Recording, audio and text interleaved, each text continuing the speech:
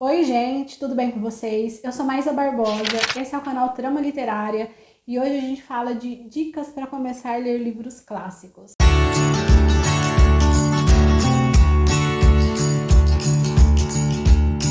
Bom, me pediram esse tema aqui no canal, eu adorei, porque minhas dicas vão ser todas dicas simples, mas que talvez possa ajudar você que talvez esteja com dificuldade para começar a se aproximar e para começar a gostar mais de ler livros clássicos. Então hoje a gente fala um pouquinho sobre isso.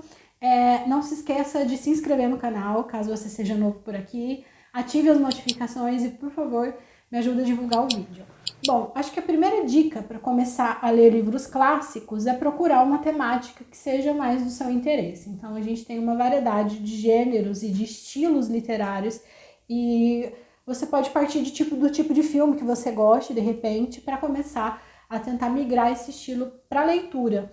E se você já está acostumado, se você já tem a prática da leitura, vê que tipo de livro que você gosta, que não sejam livros clássicos, e tenta fazer essa aproximação entre o tipo, o estilo que você gosta e tentar procurar isso dentro dos livros clássicos, ver assunto, ver temática, ver estilo, ver gênero. Então procura tudo isso que talvez te ajude a encontrar autores e temáticas e livros que vocês gostem mais.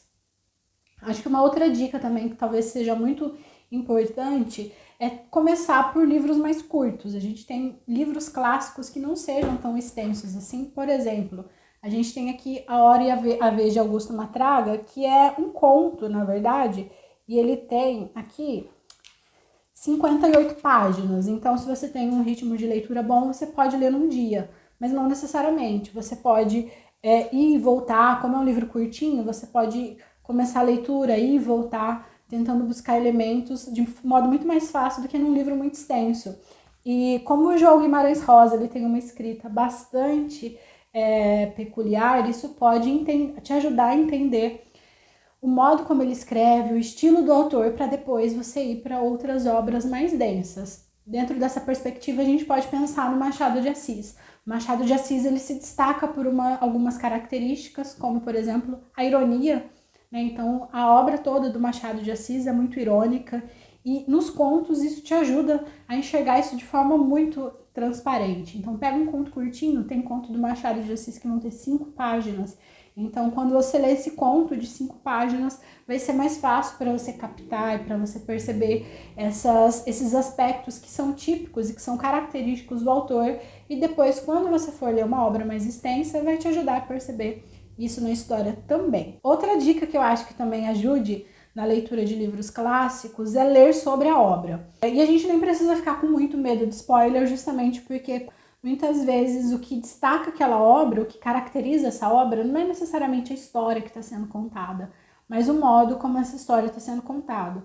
Então a gente pode pensar num livro que atravessa 100, 200 anos e continua tendo seu destaque, continua tendo importância. Então, uma das características que às vezes dê destaque para essa obra é essa estrutura. Então, o modo como o escritor constrói as personagens, o modo como o escritor arquiteta a linguagem, né? Se a gente for falar então de Guimarães Rosa, o aspecto da linguagem é muito importante em toda a obra dele. Então, esses aspectos, eles são muitas vezes tão importantes ou mais importantes até do que a narrativa em si. Então, a gente não precisa ficar com tanto medo de spoiler quando a gente vai ler sobre o livro. Por exemplo, Grande Sertão Veredas, ele tem uma história, ele tem uma narrativa central, mas ele tem várias outras histórias que são contadas ao longo do livro. Para o leitor que às vezes está pouco habituado com a escrita do Guimarães, é difícil captar e fazer essa divisão. Pera lá, ele está falando de quem agora? Ou qual é o assunto? Então é difícil captar todas essas histórias, tudo isso que vai sendo contado ao lado de uma história principal. Então, se você vai ler sobre o livro e entende que a linguagem é um aspecto muito importante na narrativa, então a gente vai ter essa dificuldade mesmo leitores mais habituados à leitura de clássicos vai ter aí uma dificuldade ou vai ter essa dificuldade para acessar a linguagem do Guimarães Rosa. Mas também, a partir do momento que você conhece a narrativa central, que você sabe qual é a história central, quando o autor estiver fazendo, quando o narrador estiver fazendo esse escape para uma história secundária, você vai conseguir acompanhar sabendo o nome das personagens, sabendo o enredo. Então eu sei que a história é essa daqui. Então quando o narrador estiver aqui, numa outra ponta, numa história secundária, você vai saber justamente porque você sabe qual é a história central. Outra questão é que eu acho que muitas vezes a gente ou a gente tem, quando a gente fala de leitura, um imediatismo que às vezes é comum na nossa vida, às vezes tudo a gente tem que fazer meio que muito rápido, ou tudo a gente tem que terminar logo, e quando a gente vai ler, a gente meio que quer fazer isso, e com livros clássicos não dá, por várias razões. O livro clássico, ele vai ter, muitas vezes, essa dificuldade na linguagem, ele tem uma linguagem, muitas vezes, mais elaborada, então, por conta disso, nem sempre você vai conseguir pegar aquela história e ler muito rapidamente. Por exemplo, eu falei aqui do Guimarães Rosa, de A Hora e a Vez, de Augusto Matraga, que tem 58 páginas. Pode ser que você consiga ler 58 páginas no dia, mas pode ser que você não consiga ler 58 páginas no dia. E tá tudo bem, não precisa ter essa pressa quando a gente está falando de leitura, especialmente quando a gente estiver falando de livros clássicos que vão ter uma linguagem mais elaborada, que vão ter uma história muitas vezes complexa, e ler um livro de 58 páginas em mais de um dia é perfeitamente normal quando a gente estiver falando de um livro que seja esteticamente mais elaborado. Outra questão é entender que a gente não precisa absorver tudo da obra. Então, muitas vezes, se você está acostumado com leituras com menos personagens, com uma narrativa mais linear, no que diz respeito ao tempo, com personagens que são abordados muitas vezes de modo mais superficial. Quando a gente fala de uma leitura que vai ter mais personagens, que vai ter mais variações no tempo, que esse personagem ele vai para um tempo futuro, depois ele volta ali para um tempo passado, que tenha fluxo de consciência. Então, isso tudo torna a linguagem e o entendimento do livro mais difícil mesmo. E é normal se de repente você começa a ler e tá achando que tá entendendo muito pouco, que não tá entendendo nada. É normal esse caminho. E aí, por isso, essas dicas. Tentar entender um pouco sobre a obra antes de ler a obra diretamente.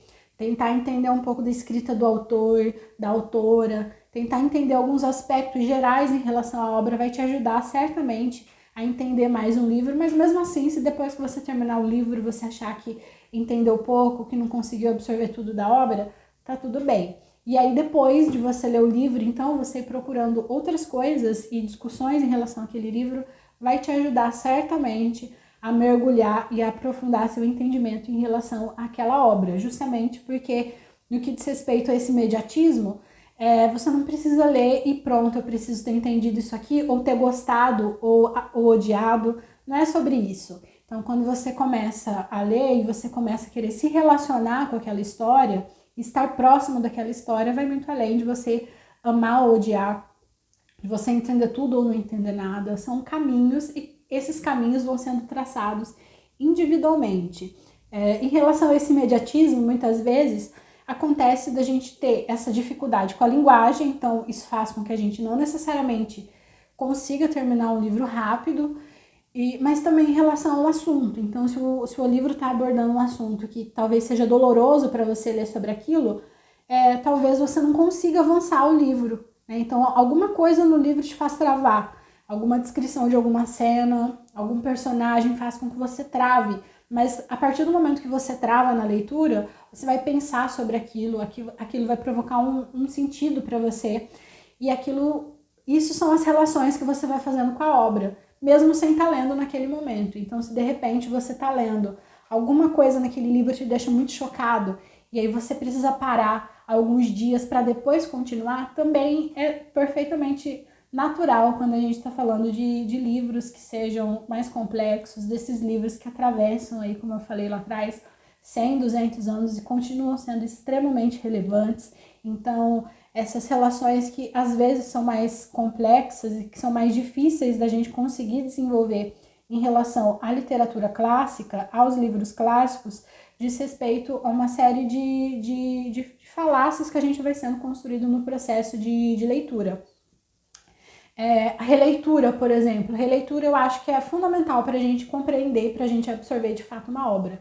Então, pegar livros do Machado de Assis que eu reli recentemente. Então, eu tinha lido já fazia um tempo, Memórias Póstumas de Brás Cubas, que inclusive tem vídeo aqui no canal. Então, eu já tinha lido fazia um bom tempo e reli, acho que mês passado. Então, a minha concepção da obra se amplia demais a partir dessa releitura. E até porque eu vou fazer justamente esse processo para gravar o vídeo. Eu vou ler sobre, vou entender o contexto da época, vou entender quais eram os problemas sociais daquela época. Especialmente, vou tentar relacionar o que estava acontecendo naquele momento com o que está acontecendo hoje. Então, de que maneira que esse livro ainda se mantém relevante?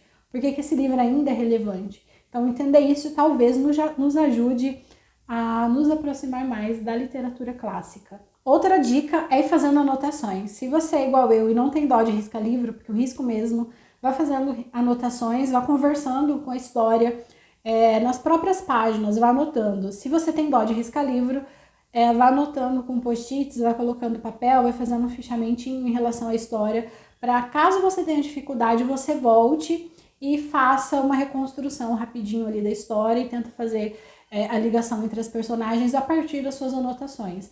Mas tenta fazendo essas anotações que elas vão te ajudando nesse caminho, que elas vão te ajudando nessa compreensão da narrativa, da história, da relação entre as personagens, enfim, te ajuda demais. Eu risco o livro mesmo, assim, vou anotando de caneta e vou fazendo todas essas construções ali nas próprias páginas do livro, até porque eu gosto, depois de voltar, quando eu vou ler aquele livro uma segunda vez, de encontrar essas anotações, né, de encontrar o que para mim foi importante naquele momento da leitura. Então, conforme a gente vai percebendo, tudo faz com que a leitura seja, por vezes, muito devagar, muito arrastada, e talvez isso seja difícil para quem não está habituado com a literatura clássica. Entender que você vai ler devagar mesmo, não precisa ter pressa, não precisa absorver tudo, e entender que a sua relação com aquela história ela é única. Então não precisa ser sempre sobre amar e odiar o livro, né? Mas entender, ver se você entendeu, o que você captou, o que te despertou naquele livro. Então, o que nesse livro te aproxima, o que te atrai naquele livro, o que te incomoda. Entender isso é um processo muito legal e que a gente constrói sempre individualmente. Nenhuma outra pessoa desenvolve a relação com o livro que a gente estabelece. Ela é a nossa história com o livro e a nossa história com as coisas que a gente vai lendo. Bom, é isso. Se você tem outras dicas para pessoas que querem se aproximar da literatura clássica, deixa aqui nos comentários. Acho que ajuda muito. Às vezes as pessoas têm muita dificuldade e ficam receosas e angustiadas porque querem ler mais livros clássicos, mas têm dificuldade. Então, se você sabe alguma dica que pode ajudar nesse processo, que talvez tenha te ajudado nesse processo, deixa aqui nos comentários, que vai ser muito importante para os leitores. Bom, essa foi a nossa conversa de hoje. Até mais!